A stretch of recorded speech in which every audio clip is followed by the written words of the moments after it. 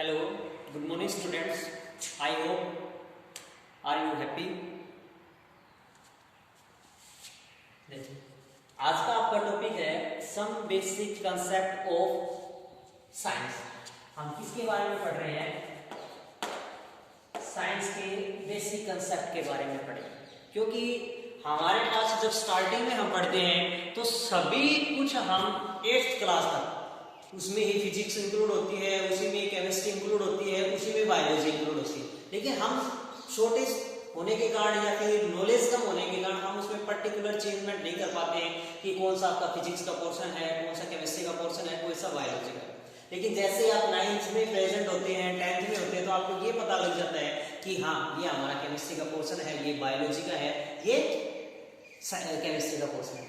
तो अब बात करते हैं हम कि साइंस है वो वास्तव में आपके पास होती क्या है? साइंस नॉर्मली बात की जाए तो हम बात करते हैं विज्ञान का अगर हम चेंजमेंट करें तो क्या होगा? वी फॉर विषय और उसका ज्ञान करना, यानी कंप्लीट इस विषय का, इस यूनिवर्स का, जो भी आपके पास यूनिवर्स है उसके बारे में हमें नॉलेज होना, क्योंकि चाहे भी इस यूनिवर्स में चाहे लिविंग थिंग्स है चाहे नॉन लिविंग थिंग्स है, वो डायरेक्टली या इनडायरेक्टली रूप से किस पर डिपेंड होते हैं? साइंस पर डिपेंड होते हैं। तो साइंस क्या है? It is combination of 3 parts. एक 3 पार्ट्स की कॉम्बिनेशन होती है, इसी में ही यानी साइंस में इंक्लूड होते हैं 3 पार्ट्स। और वो 3 पार्ट्स कौन से होते हैं आपके पास? फिजिक्स, केमिस्ट्री और थर्ड नंबर पे होता है बायोलॉजी। अब बात आई आपके पास फिजिक्स क्या होती है, केमिस्ट्री क्या होती है और बायोलॉजी क्या होती है। क्योंकि जब हम बेसिक कंसेप्ट की बात करें तो आपको साइंस का तो मीनिंग पता है कि वो 3 की कॉम्बिनेशन होती है, लेकिन किसके बारे में बताती है? दैट स्टडी अबाउट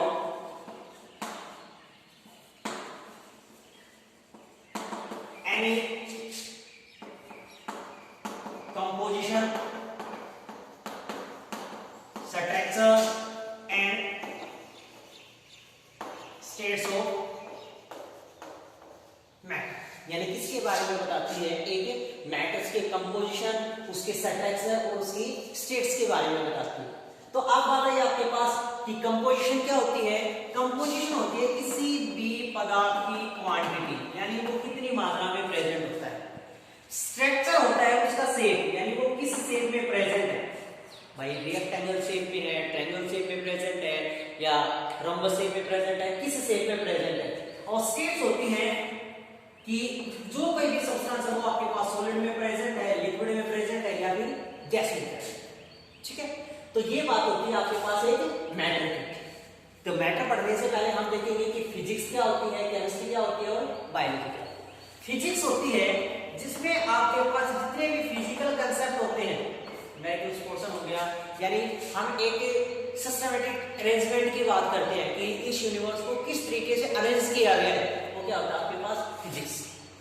यानी कंप्लीटली उसके स्ट्रक्चर के बारे में, उसकी प्रॉपर्टीज के बारे में, उसके बाद कंपोजिशन के बारे में पता।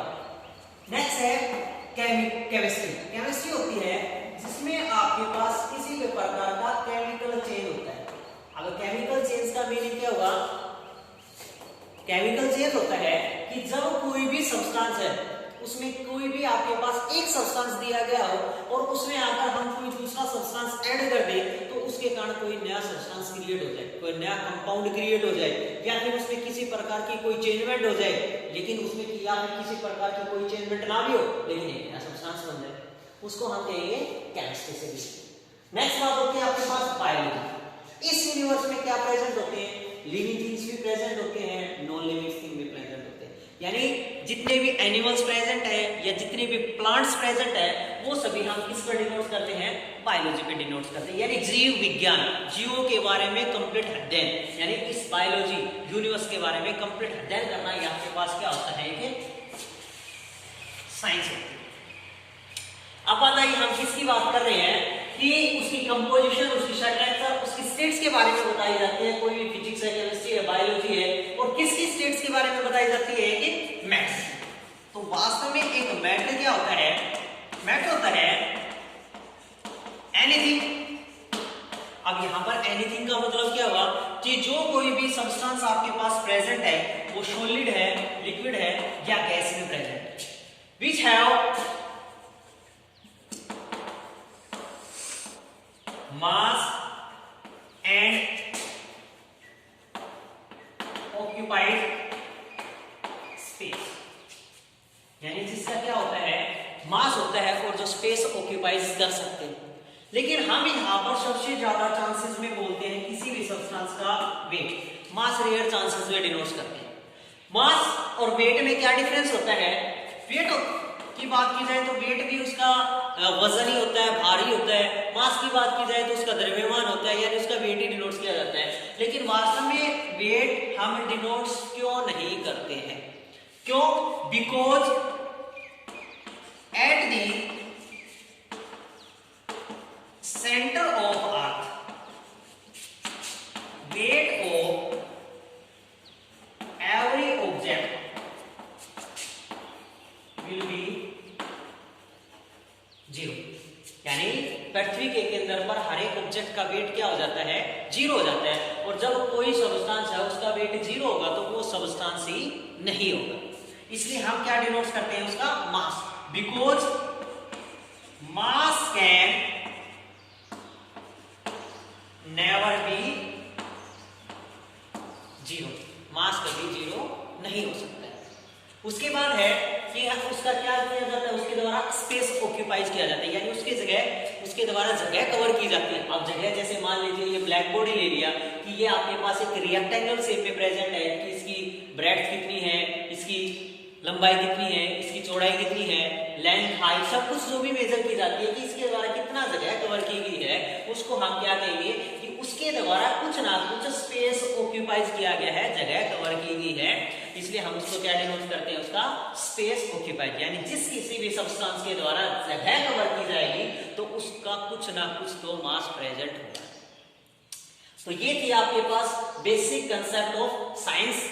After that topic we will study about the complete topics of science according to their syllabus. Today let us thank you, stay home, be happy, be safe. Thank you.